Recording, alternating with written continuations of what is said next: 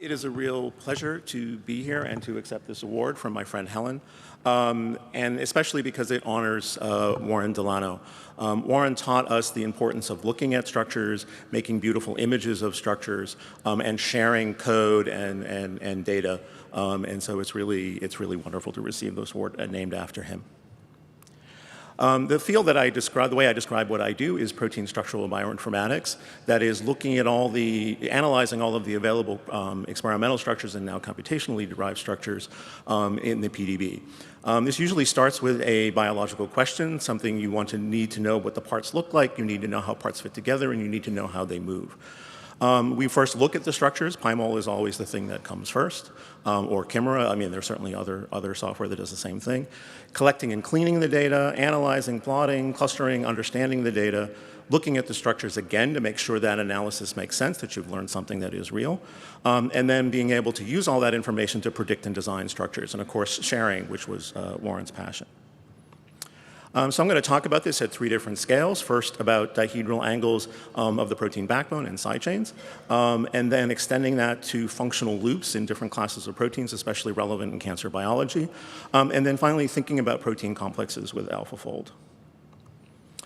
The first part of my PhD, when I started the Karplus group, was rederiving parameters for the charm-22 force field, and I was assigned proline, kind of randomly, like your amino acid is proline. This turned out to be really fortuitous. So, I started making images like this. This is the kind of thing that we had in 1987, 88. And I started looking at how the different dihedral angles of the ring and the dihedral angles of the backbone interacted with each other. And so the plot on the right-hand side shows us from Cambridge crystallographic database the dihedral angle phi of the backbone and how the ring pucker, the chi2 angle, changes. So at minus 60 degrees, you see both conformations. At minus 100, you see one of them, and at minus 40, you see the other. So there's a very tight interaction of the backbone and the side chains, and that makes sense because of the ring. If you change phi, you sort of move the C beta atom. At the same time, Don Wiley, who was the head of the biophysics program that I was in, said, you computational folks think you're so smart, why don't you predict the structure of HLA-B27? We just did the experimental structure of HLA-A2. And that turns out to be a side chain problem because, as you know, HLA are very polymorphic proteins in the human genome, but there's only about 20 or 30 amino acid chain differences between one allele and another, or one of the genes and another. And so I started to think, well, how am I going to do that? How am I going to do side chain structure prediction? And I thought, well, if I know, what this is for proline, maybe there's the same effect of the backbone on the side chains for all of the other side chain types. And so I started plotting the data and looking at, in the PDB at that time, about 130 proteins. These are graphs from somewhat later, larger data sets. But this is for the serine in G plus trans and G minus conformations on the Ramachandran map. And each little square is what's the proportion of serines at that phi psi in that particular rotamer. And it was immediately obvious that there was this sort of twofold symmetry to it. So here we have the trans rotamer. It's very populated at 120 degrees and at minus 60 degrees. If we look at the G minus rotamer, it's not present very much here, but it's highly populated here. And the same thing for the G plus rotamer. So I turned that into a shell script that used charm to predict all the side chain positions, using the rotamer library to place them to start with, and then just using charm to resolve clashes. I was sitting in a lecture of Stuart Schreiber's on drug design, and he was talking about conformations of small molecules. And he said one simple way to think about it is something called the syn-pentane effect. So if we have a molecule like pentane with 5 carbons, the trans-trans conformation is sort of the ground state. If you make one of those dihedral angles gauche plus or gauche minus, the energy goes up to about 0.9 kilocalories per mole. If you make 2 of them gauche plus or both gauche minus, it goes up to 1.8. But if one is plus and one is minus, the energy is sort of 3.5. And that will end up with a population of less than 1% of pentanes would have that conformation given that amount of energy difference. And so I started looking at that first in the backbone independent sense. So if we start at the C delta atom and we count backwards, C delta, C gamma, C beta, C alpha, and the backbone nitrogen, that's 5 atoms. So you can look at the combinations that have this G plus G minus clash. And the same thing with the carbonyl carbon of the backbone. And so if there are 9 rotamers, there are 4 ways that this is going to happen, G plus G minus and G minus G plus, times the nitrogen and the carbon. And if you look at the distribution of Chi1, Chi2 for a side chain like lysine, there are 9 possibilities, and 4 of them have very low population, and the syn-pentane effect explains it immediately. The same thing is true of backbone-dependent interactions. If you look at a sort of Newman diagram like this, and you count backwards from the C-gamma atom, so now we're talking about Chi1, C-gamma, C-beta, C-alpha, nitrogen, and the carbonyl carbon of the previous residue. And the relationship between those 2 atoms is a function of the phi dihedral and Chi1. The same thing is true if something is hydrogen bonding to the nitrogen of the same amino acid. The same thing is true of the carbonyl oxygen, but that is psi-dependent, and the nitrogen of the next amino acid, which is also psi-dependent. And so if we look at this distribution down here, these are just Ramachandran plots for the 3 Chi1 rotamers of lysine. Everywhere where I have marked with arrows are places where I would expect, given this sort of analysis, to have very few, to have very low populations. So we'll just do the trans rotamer. You see up here the nitrogen of the next residue makes the plus 180 conformation very rare, and the same thing happens at 0 degrees. For the oxygen. Our rotamer libraries got incorporated into Rosetta in 2002 by Brian Coleman. The top 7 design was a fixed backbone packing problem, and so the rotamers were used to do the sampling as well as the scoring, and very key to making that design work. Over the years, we've contributed different dihedral type data to Rosetta. One of them is named after me. It's called FA_Dunn, D-U-N, it's the last letters of my last name. As I was at one of the meetings, one of the Rosetta meetings, and one of the students walked up to me and he said, "I thought you'd be dead." I'm like, "Excuse me?" He said, "Well, there's something named after you in the code. Your name shows up in the code." I was like, "I'm not dead, and I'm younger than David is." We developed very smooth functions because they were taking derivatives of these with respect to phi and psi, which scared me, and so we made smooth distributions of these. Our sidechain prediction program started in 1997 and developed many times over the years and improved. We're doing a deep learning version of it now. It uses that smooth version of the rotamer library that I talked about based on kernel density estimates. And one of the important things we looked at was electron density. Looking at sort of at high electron density, we can get 95% of Chi1s correct. At low electron density, it's maybe 70%. And that's because the sidechains are moving around and possibly the backbone is also moving around.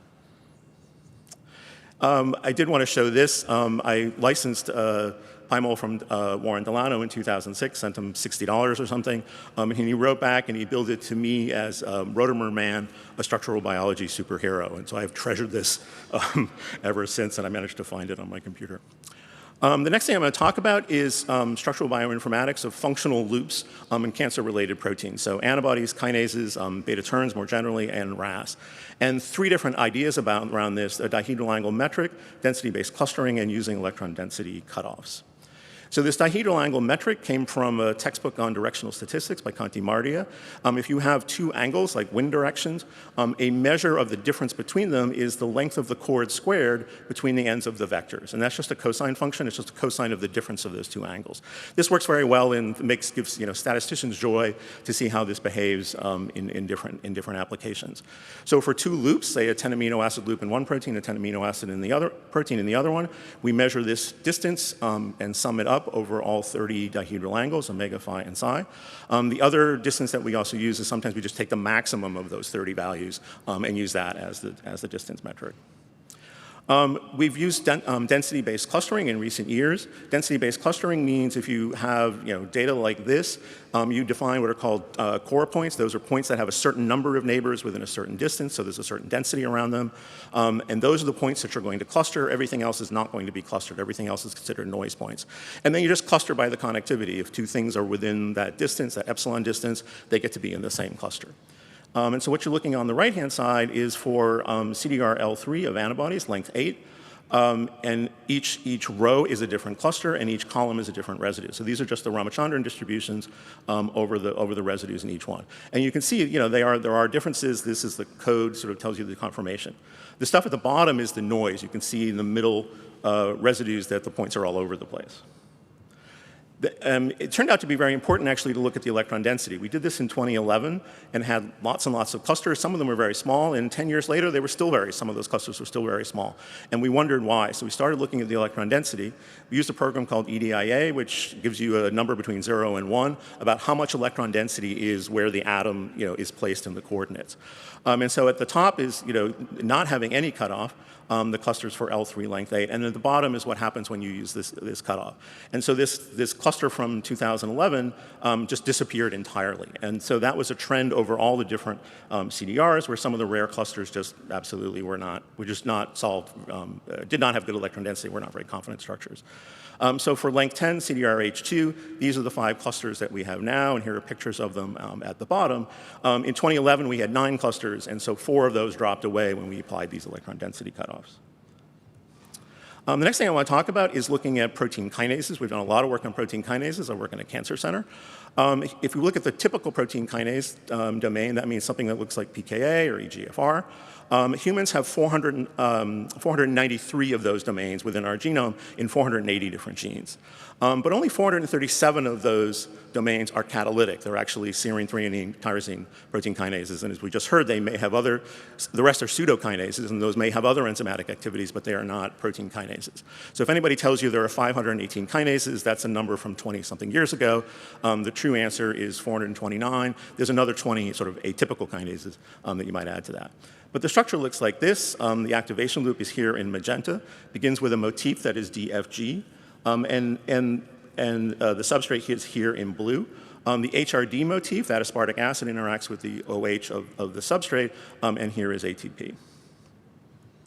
So we did the same sort of clustering in dihedral angle space for the X, the D, and the F residues of that DFG motif, the X being the residue before it. And those are the amino acids that are different in different structures of kinases. We looked at a set of structures that we called catalytically primed. Those were ones that had ATP bound and were phosphorylated. They were all B, L, and A. So these are the 3 conformations of those residues. And we looked at the side chain Chi1 rotamer of the phenylalanine, which was a G- conformation. And it was very consistent across these catalytically active structures. Another common conformation is something called BLB+. So the color here means it's the plus dihedral angle. That's sometimes called the SARC inactive structure. DFG out structures, these are ones that bind type 2 inhibitors, most of them are BBA-. And so we had 8 different conformations, and that covered about 90% of the kinase structures. This is just a quick look at what they look like. Here's our BLA- that are active, at least at the active site. We're going to talk later about the rest of the protein. If we look at the BLB+, so you can see in this BLA-, the phenylalanine goes down and the C helix is present there. But in this BLB+, the phenylalanine goes upwards and pushes the C helix out. That breaks a salt bridge that is required for ATP binding. And so with this kind of analysis, we can cover about 90% of the structures. We did another project just a few years ago on HRAS, KRAS, and NRAS. I'm not going to go into this, but we clustered the switch 1 and the switch 2 loops and came up with different clusters, whether GTP or GDP was bound. So I'll just leave that reference there. Everything changed in 2021 when we got access to AlphaFold 2. So this is Galadriel from The Lord of the Rings. The world has changed. I wonder in 30 years whether there'll be young people who don't remember what it was like not to be able to predict structures or do the kinds of AI things that we can do now. As Helen mentioned, I run the Fox Chase Cancer Center Molecular Modeling Facility since 2003. We have over 100 publications with my colleagues, more than 7,000 citations. We used to have maybe 10 projects a year. We now have about 40. And a lot of these involve sort of protein-protein interactions. When we model protein-protein interactions, one of the things that we notice with AlphaFold is AlphaFold puts out a score called IPTM. It's the Interface Predicted Template Modeling Score. And if we have 2 proteins like this with a lot of disorder, with extra domains that are not really part of the evolved interaction, we sometimes get a low score. This is a number between 0 and 1. We're getting 0.38 for this. If we isolate the 2 kinase domains, the kinase domain of RAF1, the pseudokinase domain of KSR1, they're expected to make the same dimer that BRAF makes. If we just isolate those domains by themselves, the IPTM jumps up to 0.82. The question is why, and this is sort of inconvenient because it means every time we want to do a protein-protein interactions, we have to break everything up into all these individual domains. The reason is as follows. So IPTM is based on AlphaFold's predicted aligned error. The predicted aligned error is if you align one residue on the NC alpha C between a predicted structure and a PDB structure, and then you look at some other residue in the structure, the PDB position might be here, but the model might be here. The distance between those is the aligned error. And it's important, the aligned part of it is important. It's like saying, somebody is 10 feet in front of me versus somebody is 10 feet behind me. You want to know, which direction they are from you as well as the distance. And so the graph of that PAE matrix looks something like this for RAF1 and KSR1. Up here is RAF1 versus RAF1, so this is the kinase domain. Down here is KSR1. These off-diagonal rectangles are the two kinase domains versus each other. So most of it is red, most of it has really bad PAE, except for the kinase-kinase interaction. AlphaFold's IPTM looks at each residue in the structure and then evaluates, so let's say RAF1 here, and it looks at all of the residues in the other chain in KSR1. And so it's summing this, it's evaluating this score over all the residues, including the disordered stuff and including the residues that are not involved. We developed a new score called IPSE. It's a bioRxiv preprint from last year. And it stands for Interaction Predicted Score from Aligned Errors. Instead, what we do is, well, I don't really care about all of these residues. I really want to know the part that AlphaFold is confident about. And so we just put a cutoff on the PAE, a pretty generous one of 10 angstroms. And so now we evaluate the score, an IPTM-like score, just over that set of residues.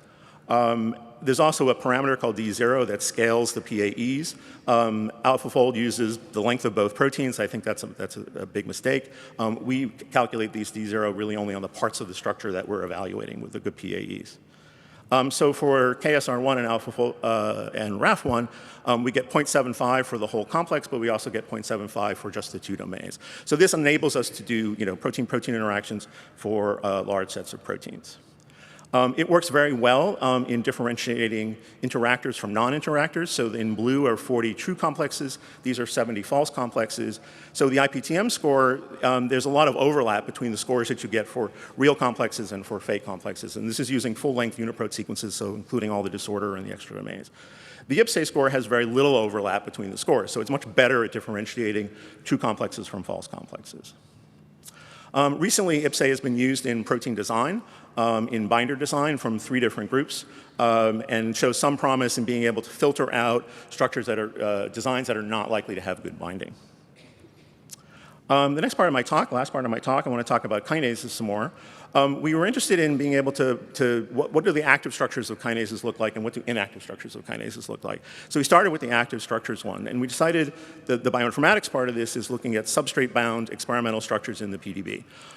We isolated a group of 54 unique structures. A subset of those are autophosphorylation complexes. This is from a paper from about 10 years ago, where we looked at contacts between protein domains inside kinase structures, where the autophosphorylation site of one monomer was sitting in the active site of another monomer of the same type of kinase, looking like a substrate, so various criteria to say, okay, that's a substrate interaction. And from that, we got 17, so 17 of these 54.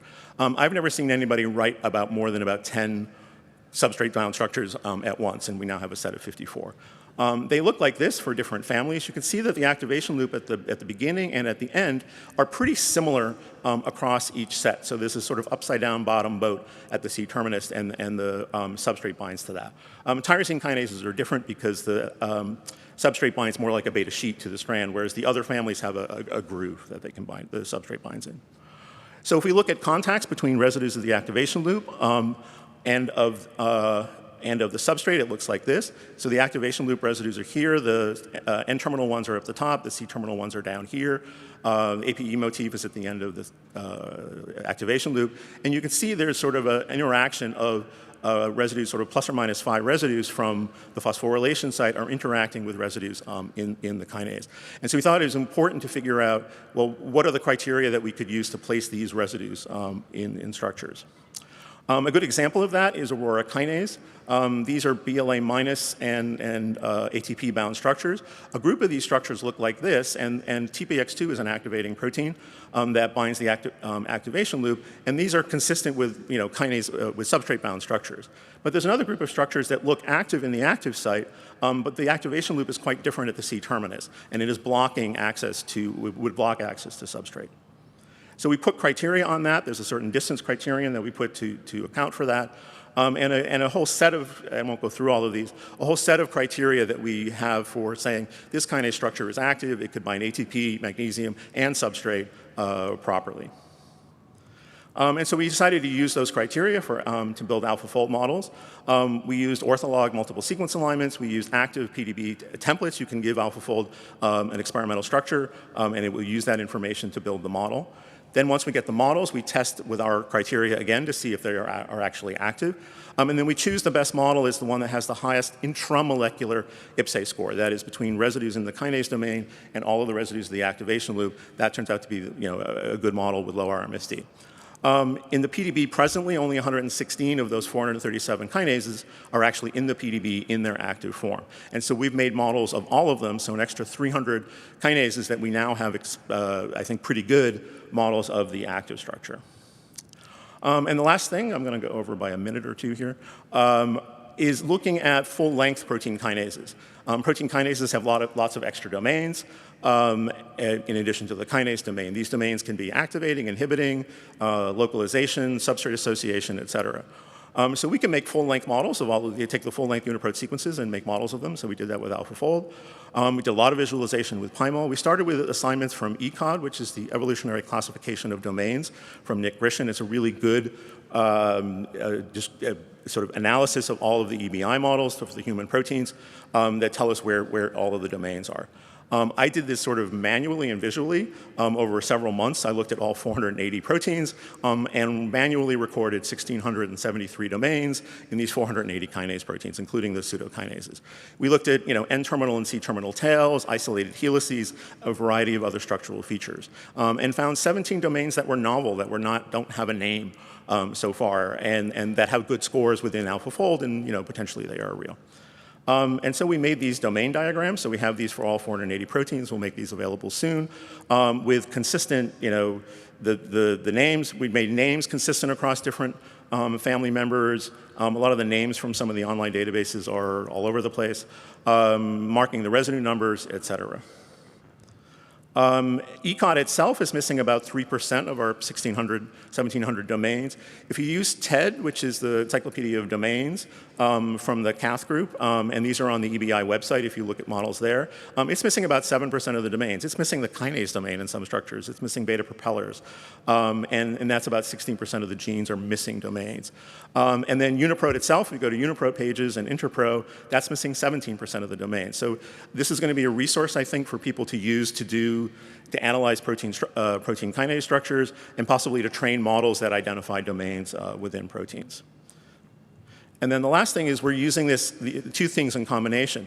Our IPSE score that will allow us to do full-length models, complexes of full-length proteins, including all the domains that don't interact or all the disorder, and then being able to assign those interactions to specific domains within the kinase. So this is a pseudokinase called CASC. These are 4 different proteins that interact with it, and they each interact with a different domain or a different region that we have named, and we know what what that domain is within the CASC gene. I'm not going to talk about this very much. Recently, we did another structural bioinformatics analysis of E2 ligase and E3 ligase complexes in the PDB with ubiquitin. And we came up with a group of 400 E2, E3, like true ring pairs, and 400 unlikely E2, E3 pairs, trained a machine learning model based on AlphaFold scores, based on physical properties of the models, and got an AUC of about 0.9. So this is now available, and there's a website that goes with it. So the role of structural bioinformatics, I think, is, one structure is great, but many structures are much more informative. We can apply this to experimental structures and computational models as well. Our IPSE score enables interactome studies and domain. We can also do it intramolecularly, domain-domain interactions. We can calculate an IPSE score to figure out all those 2 domains. AlphaFold is confident that they interact, and it's being used in protein design. Obviously, it requires extensive visualization with PyMol before, during, and after these projects. AlphaFold and related programs generate novel structures and hypotheses and multiple conformations of proteins that are essentially, that can be of biological interest, both with and without templates. The scoring is key, and of course, experimental validation. Predicted structures are hypotheses and need to be tested, but they get you, the AlphaFold models get you a long way there, possibly to a really good hypothesis. And obviously, sharing all of these things, these are all of the different databases that we have online and our website. Finally, just some acknowledgments. I want to acknowledge my mentors in Harvard College and Harvard University as a graduate student, UCSF, my mentors at Fox Chase, faculty members who mentored me. These are all the students and postdoctoral fellows whose work I've shown today, but had a lot more, who were just really wonderful. I have some scientific heroines in structural bioinformatics, including Helen, who's been a friend for a long time, Janet Thornton, Jane Richardson, Ruth Nusinoff. These women have really inspired me in the work that I do. The funding from NIH, and I want to thank the University of Leeds for a Cheney Fellowship. I am on Blue Sky. I talk about computational biology. I rant about people parking in bike lanes. And sometimes I show pictures of it. I rant about left-handed images of left-handed DNA, and I discuss issues facing young LGBTQ people in science. And I want to thank you for your attention and thank you for this award.